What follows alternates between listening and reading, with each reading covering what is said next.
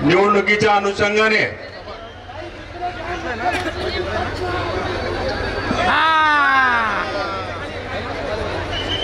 होत असलेल्या निवडणुकीच्या निमित्ताने आज परभणी येथे नामनिर्देशन भरण्यासाठी व आपल्या सर्वांना मार्गदर्शन करण्यासाठी उपस्थित असलेले राज्याचे माजी मुख्यमंत्री तथा उपमुख्यमंत्री आदरणीय देवेंद्रजी फडणवीस साहेब, उपस्थित माझे नेते आदरणीय उपमुख्यमंत्री अजितदादा पवार साहेब, उपस्थित आपल्या सर्वांच्या नेत्या मराठवाड्याचे रणरागिणी माननीय पंकजाताई मुंडे, माजी मंत्री सदाभाऊ खोत, माजी मंत्री आमदार बबनरावजी लोणीकर साहेब, आमदार रत्नाकरजी गुट्टे साहेब, आमदार मेघना दीदी बोर्डीकर, माजी आमदार मोहनभाऊ फड, माजी आमदार विलासबापू खरात, माजी आमदार अरविंदांना चव्हाण, युवा नेते राहुलजी लोणीकर, परभणी जिल्ह्यातून तथा जालना जिल्ह्यातून या लोकसभा मतदारसंघातून आलेले महायुतीचे सर्व आमचे नेते, उपस्थित महायुतीचे सर्व कार्यकर्ते, आमचे सर्व वडीलधारी मंडळी, सर्व तरुण मित्र, माता भगिनी, बंधूंनो भगिनींनो, आज या ठिकाणी महायुतीचे अधिकृत उमेदवार आदरणीय महादेवरावजी जानकर साहेब यांचं नामनिर्देशन भरण्यासाठी व आपल्या सर्वांना संबोधित करण्यासाठी, मार्गदर्शन करण्यासाठी आदरणीय देवेंद्रजी फडणवीस साहेब, आदरणीय अजितदादा, आदरणीय पंकजाताई प्रामुख्याने या ठिकाणी उपस्थित आहेत। मी आदरणीय मुख्यमंत्री एकनाथजी शिंदे साहेब, आदरणीय देवेंद्रजी फडणवीस साहेब, आदरणीय दादा व सर्व महायुतीतील वरिष्ठ नेते मंडळींचं मनापासून या ठिकाणी आभार व्यक्त करतो। त्यांच्या निर्णयाचं या ठिकाणी स्वागत करतो की त्यांनी जातीय सालोखाट राखण्याच्या दृष्टीनं, सामाजिक समतोल राखण्याच्या दृष्टीनं प्रत्येक समाजाच्या व्यक्तीला संसदेमध्ये खासदार म्हणून पाठवण्याच्या दृष्टीने घेतलेला निर्णय जे आहे, ज्यामध्ये ही जागा राष्ट्रवादी काँग्रेस पक्षाच्या कोट्यातील राष्ट्रीय समाज पक्षाचे नेते व आपले अधिकृत उमेदवार श्री महादेवरावजी जानकर यांना दिल्याबद्दल मी परभणी व महायुतीतील सर्व आमच्या नेते व कार्यकर्त्याच्या वतीने त्यांचं मनापासून या ठिकाणी त्यांच्या निर्णयाचा स्वीकार करतो व स्वागत करतो। ही निवडणूक देशाच्या राजकारणातली आहे आणि देशाच्या राजकारणातली सर्वात मोठी निवडणूक आहे आणि या निवडणुकीसाठी अनेक मुद्दे आपल्या सर्वांच्या समोर त्या ठिकाणी येऊ लागलेले आहेत। आपल्या सर्वांना एक अत्यंत मनमिळावू, निस्वार्थी आणि निष्पक्ष व्यक्तिमत्व आदरणीय महादेव जानकर सारखा उमेदवार आपल्या सर्वांना त्यांनी दिलेला आहे। एक कुठलाही स्वार्थ नसलेलं आणि उच्च शिक्षित असलेले व्यक्तिमत्व असलेले महादेवजी जानकर साहेब यांना परभणीचा खासदार निवडून देण्यासाठी आता ही सर्व जिम्मेदारी महायुतीच्या जिल्ह्यातील व या मतदारसंघातील सर्व नेते आणि कार्यकर्त्यांवर त्यांनी त्या ठिकाणी दिलेली आहे। महादेवरावजी जानकर साहेबांना लोकसभेचा खासदार म्हणून निवडून देण्यासाठीची जिम्मेदारी आपल्याला तर दिलेलीच आहे, पण आपण सुद्धा एवढ्या मोठ्या संख्येने या ठिकाणी जमलेले जे काही आपले बांधव आहेत, जिल्ह्यातून व जालना जिल्ह्यातून या लोकसभा मतदारसंघातून आलेले आमचे सर्व कार्यकर्ते आहेत, सर्व नेते आहेत, आपण या ठिकाणी निर्धार करूया आणि या नेत्यांनी घेतलेल्या निर्णयाचं स्वागत करून, स्वीकार करून आदरणीय महादेवरावजी जानकर साहेबांना या ठिकाणी खासदार म्हणून निवडून देण्यासाठी आज या ठिकाणी निर्धार करून आज आपण निघूया। देशाच्या अस्तित्वाची, देशाच्या भविष्यासाठीची ही निवडणूक आहे।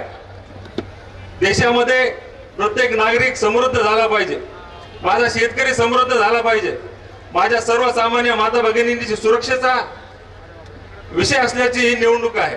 इन्फ्रास्ट्रक्चर मोठ्या प्रमाणाची या ठिकाणीची ही निवडणूक आहे आणि आदरणीय नरेंद्रजी मोदी साहेबांच्या नेतृत्वाखाली मागच्या 10 वर्षामध्ये या देशाला जे महासत्तेकडे त्या ठिकाणी घेऊन जाण्याचा जो दृष्टिकोन आदरणीय मोदी साहेबांनी त्या ठिकाणी ठेवलेला आहे, त्याला सर्वांनी आपण त्या ठिकाणी साथ देऊन आणि विकासामध्ये निर्णय घेऊन त्या ठिकाणी आपल्याला जानकर साहेबांना खासदार म्हणून त्या ठिकाणी निवडून द्यायचं आहे। आज विकासाचा प्रश्न जर आपण या ठिकाणी पाहिला तर परभणी जिल्ह्याचे खासदार मागच्या 10 वर्षापासून निवडून आलेले आहेत आणि त्यांचे भाषण जर आपण ऐकलेत की ते सातत्याने सांगतात की आम्ही विरोधी पक्षामध्ये त्या ठिकाणी काम करतो. 10 वर्षाच्या खासदारकीमध्ये आपण जर पाहिलं तर 7.5 वर्ष ते सत्तेत होते आणि 7.5 वर्ष सत्तेत असताना त्यांचा जर कार्याचा लेखाजोखा या ठिकाणी जर आपण घेतला तर माझ्यापाशी या ठिकाणी अधिकृत पुरावा आहे की 10 वर्षामध्ये केवळ 49% त्यांची त्या ठिकाणी हजेरी आहे संसदेमध्ये आणि केवळ 12 डिबेटमध्ये त्यांनी त्या ठिकाणी भाग घेतलेला आहे. म्हणजे खासदार आपण निवडून दिल्यानंतर ते कशासाठी निवडून देतो याची आपण त्या ठिकाणी कार्याचा त्या ठिकाणी आपण आलेख त्या ठिकाणी त्यांच्याकडून घेतलं पाहिजे. त्यांना त्या ठिकाणी विचारणा केली पाहिजे की आमच्या जिल्ह्यामधून आपण तुम्ही निवडून गेल्यानंतर या जिल्ह्याचे किती प्रश्न तुम्ही संसदेमध्ये मांडलेले, किती विकासाचा निधी आमच्या परभणी जिल्ह्यामध्ये त्या ठिकाणी तुम्ही आणलेला आहे आणि हे करत असताना तुम्ही परभणी जिल्ह्यातला कुठला प्रश्न प्रामुख्याने त्या ठिकाणी संसदेमध्ये मांडून मार्गी लावलेला आहे हे सर्व विचारण्याची आता धाडस त्या ठिकाणी तुम्ही सर्वांनी करावी अशी या निमित्ताने मी आपल्या सर्वांना विनंती करतो. आज विकासाच्या माध्यमातून आपण जर पाहिलं तर महाराष्ट्रासकट देशाची आज महासत्तेकडे त्या ठिकाणी वाटचाल होत असताना आपल्याला खासदार निवडून देण्यासाठी एक निष्कलंक व्यक्तिमत्व आहे, निस्वार्थी व्यक्तिमत्व आहे आणि तुमच्या माझ्या मनातलं आणि सर्वसामान्यांमध्ये राहणारे व्यक्तिमत्व आज आदरणीय देवेंद्रजी फडणवीस साहेब असतील, आदरणीय दादांनी त्या ठिकाणी आपल्याला दिलेलं आहे आणि या नेत्याला आपल्याला त्या ठिकाणी निवडून द्यायचं आहे. आपल्या जिल्ह्याचे विकासाचे प्रश्न त्या ठिकाणी संसदेमध्ये त्या ठिकाणी मांडून त्यावर मार्ग काढण्यासाठी विकास निधी आपल्या परभणी जिल्ह्यासाठी परभणी या लोकसभा मतदारसंघाने आणण्यासाठी जानकर साहेबांना आपण त्या ठिकाणी प्रचंड असा बहुमतानं त्या ठिकाणी निवडून द्यायचं आहे एवढी विनंती करायला या ठिकाणी आम्ही सर्व आपल्याला उभं टाकलेलो आहे. राहिला प्रश्न आमचा अनेक लोकांचे त्या ठिकाणी उमेदवारी घोषित झाल्यापासून आम्हाला निरोप येत आहेत. मी आपल्या सर्वांना या ठिकाणी जाहीर सांगू इच्छितो की 2019ला आम्ही निवडणूक लढलो, अल्पशा मतानं त्या ठिकाणी जरी पराभव माझा झाला असेल परंतु मागच्या सप्टेंबर महिन्यामध्ये आदरणीय दादांनी सांगितलं की ही निवडणूक आपल्याला लढायची आहे, ही जागा राष्ट्रवादी काँग्रेस पक्षाला त्या ठिकाणी सुटणार आहे आणि आपल्याला त्या दृष्टीनं प्रयत्न करायचे आहेत. म्हणून अनेक दिवसापासून प्रयत्न करत असताना मला पुढं दादानं केलं होतं, मला दादांनी सांगितलं होतं की तुम्हाला निवडणूक लढायची आहे. आता दादांना सांगितलं की थांबायचं आहे. एक नेत्याचा आदेश आहे, तो आदेश शिरसावून त्या ठिकाणी मानून ते निर्णय आपण त्या ठिकाणी घेतलेला आहे आणि दादांनी आपल्याला पुढे केलेला आहे आणि दादांनी सांगितलेले थांबायला.